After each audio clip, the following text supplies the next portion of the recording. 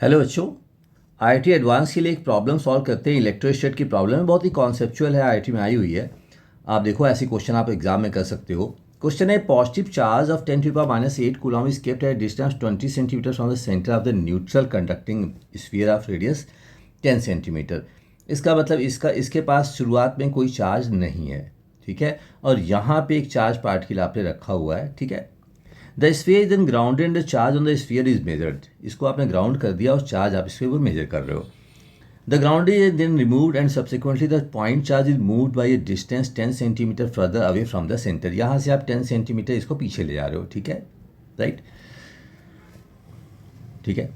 Taking ये value ले लो आप, ठीक है, which are the following statement is correct. तो इन्होंने पूरा एक्सप्लेन कर दिया, उसके बाद उन्होंने ग्राउंडिंग को रिमूव कर दिया and the point charge is moved by 10 centimetre, ठीक है, सब बातें क्लियर है। Before the grounding the electrostatic potential of the sphere is 450 volt. अब देखो, इन्होंने जब ग्राउंडिंग नहीं करी है, जब ग्राउंडिंग नहीं की है तो क्या सिचुएशन होगी भाई? इसकी वजह से कुछ पोटेंशियल होगा, जो पोटेंशियल होगा चार्ज की वजह से, potential due to charge. Before grounding कह लो, before grounding electric potential of the sphere is same as the potential at the centre. ये बात आपको समझनी पड़ेगी कि पोटेंशियल वही होगी जो सेंटर पे होगी, ठीक है। तो के Q upon distance from the charge आप लोगे, डिस्टेंस फ्रॉम द चार्ज, ये बात समझो, डिस्टेंस फ्रॉम चार्ज, क्योंकि डिफरेंट पॉइंट पे डिफरेंट पोटेंशियल नहीं हो सकता। जो पोटेंशियल सेंटर पे होगा वही पोटेंशियल एवरी पॉइंट पे होगा, ठीक है। तो ये हमने दिखाया 450 वोल्ट। तो ये तो बहुत ही आसान सी बात रही।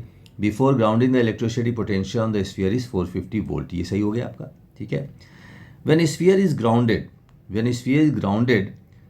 अब क्या पूछ रहा है कि जब आपने स्फीयर को ग्राउंड कर दिया तो charge flowing from sphere to the ground because of the grounding is this much.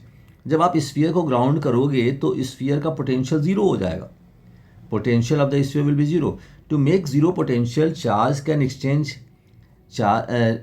Can exchange charge from ground, ठीक है। उसने चार्ज कुछ ले लिया, लेट अस से उसने क्यू चार्ज ग्राउंड से ले लिया, उसने Q2 चार्ज ग्राउंड से ले लिया, Q2 चार्ज ग्राउंड से ले लिया, ठीक है।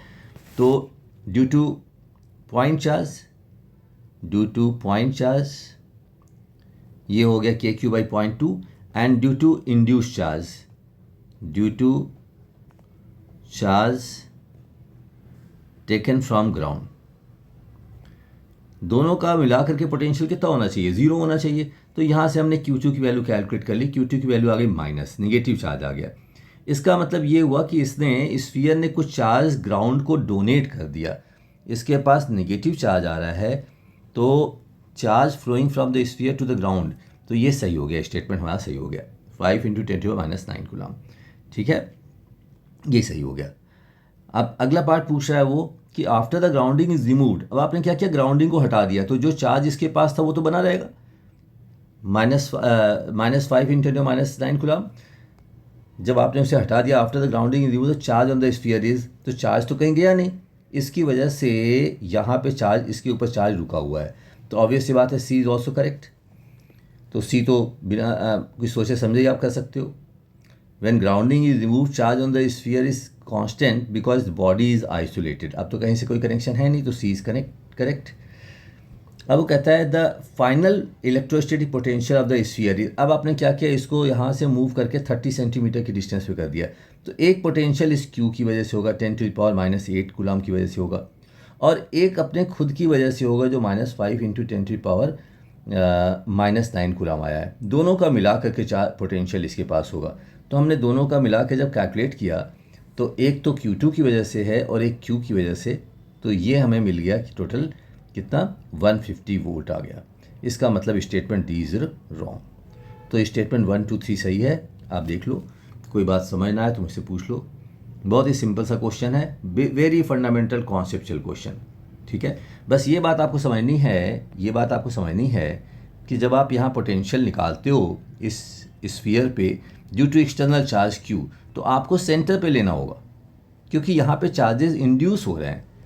इन इंड्यूस चार्जेस की वजह से ही पोटेंशियल डिफरेंट पॉइंट पे होगा, लेकिन इस पॉइंट पे इंड्यूस चार्जेस की वजह से पोटेंशियल क्या हो जाएगा? ज़ीरो हो जाएगा। केवल Q की वजह से पोटेंशियल होगा, तो वही पोटेंशियल हर पॉइंट पे होगा। The body will be equi potential, ये बात समझो, body will be equi potential. तो जो पोटेंशियल एनी पॉइंट पे होगा वो कितना होगा, वो point V eight the centre के बराबर होगा, राइट। तो ये बात समझो, आसान क्वेश्चन है, कर सकते हैं आप। Thank you very much.